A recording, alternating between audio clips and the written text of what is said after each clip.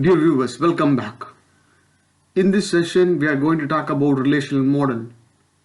As we all know, there are many models in DBMS. Object-oriented model, relational model, network model, hierarchical model, like that there are many models.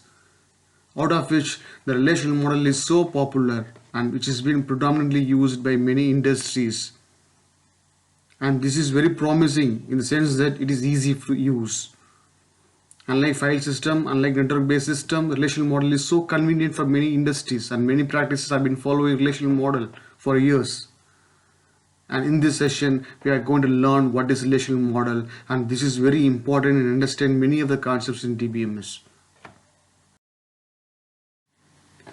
In the year 1970, Dr. E.F. Code has conceived an idea of relation by inferring from the idea of sets. The set is a collection of elements. Likewise, E.F. Code thought that why can't we have different kinds of sets and called as database, a relation. And because of his imagination and conceive of the idea, he proposed 12 rules for the relation for effectively protecting and safeguarding the relation from all sort of damage. Still, we are following and emulating E.F. Code's rules, and we are going to reveal all of those Code's rules in the coming sessions. So what the relational model is all about? Informally, a relation looks like a table, and each row in the relation called as tuple. A relation contains one or more rows, and each row talks about one specific real world entity. Let's take an example, employee table. Each and every row of the employee gives the employee information, one employee information. One row talks about one complete information about the employee.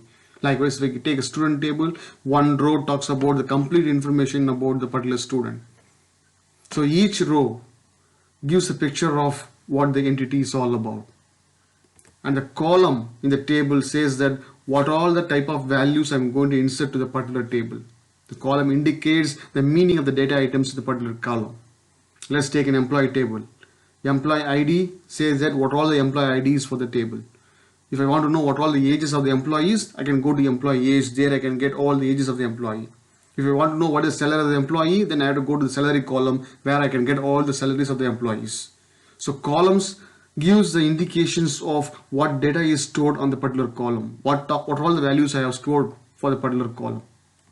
And formally, the rows are called as tuples, and it is also called as record. If you are using relational algebra, it is called as tuples. If you are using table, it is called as rows. If you are using database, it is called as record. The name only changes here and there, but the purpose is almost same. The meaning of all of the three is same. Likewise, a column header or a column is called as attribute name or an attribute, just attribute. To give a clear picture of how this has been, so this is a simple student relation. The name of the relation is student, and I have 7 columns: name, SSN, home phone, address, office phone, age, GPA. All the 7 are attributes to the table relation student. And how many rows are there? How many tuples are there? There are 5 tuples in this table. The tuple is also called, each row is called as a tuple or a record. A record talks about one particular student. The first record talks about the student Benjamin Bayer. His SSN number, his home phone, his address, his age, his office phone, his GPA, the complete information. What all the attributes we have for the particular attribute for the table, that information can be get from the particular row. So here I have 5 rows. So there are 5 students. So I can get all the 5 students information. Next, very important for a relation is key. We need to have a key, a primary key for a particular table to avoid duplication as well as to access the data in an efficient manner, to access the desired data. If you want to have a proper result for the search query, then we need to have a proper primary key for the table. Each row can be uniquely identified by the primary key. So we are going to talk about keys of the relation in the coming class. And in this given example student table, SSN is the key. Let's explain this schema mathematically, which is denoted by OR, relation OR. The database name is called as OR. And I have how many attributes? You can have n number of attributes, A1, A2, A3 up to AN. Attribute 1, attribute 2, like that it goes. You can have n number of attributes. But be sure that at least for a relation you can have 2 attributes. If you want to store only one attribute for a relation, yes, you can do that, but the purpose is not served at most. For that sake, it is always recommended to have at least 2 attributes for the table. But the table can be created with one attribute. If it is designed, if it is a case to be designed, yes, you can design like that. But we should recommend to at least go for 2 or more attributes. And here OR is the name of the relation. And A1, A2, A3 are the attributes for the particular relation OR. Example, let's take a customer table. The customer table, customer ID, customer name and phone. So customer is the relation name and customer ID, customer name, address are all the attributes. So there are 4 attributes in the table customer. And before we go and talk about many of the things, we have to understand the formal and informal definitions for the database. A table can be called as relation, or in general it is called as database. And each column can be called as attribute, and all the column values can be fixed into a particular domain. It may be a varchar or char or number or date or timestamp.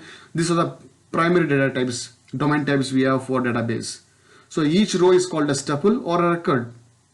The table definition, that means the structure of the table, can be get by a schema of the relation. It's also called a schema of the relation. If I say what is the schema of the relation, it means what is the structure of the particular table. How many columns are there? For each column, what is the domain type I had given? And for each column, what is the size I had set for it? So that is called a schema of the relation. And what is a popularity table? Suppose given a table customer, how many records I have? 10 records. So that means the state of the relation is what? 10 records. The state of the relation says that what is the current position of the particular table, how many records and columns are there. So obviously it is a number of rows. The popularity table says that what is the state of the relation. So these are some of the general things we need to understand on DBMS. These are all very basics. Table is also called as relation or database. Columns are called as attributes. And for each column we have to set a domain type and size. Row is also called as tuple or record. A row gives a complete information of the entity that we chosen. So these are all the primary things we need to have on database. So in the coming class we are going to learn more and we will reveal more of these things in the coming classes.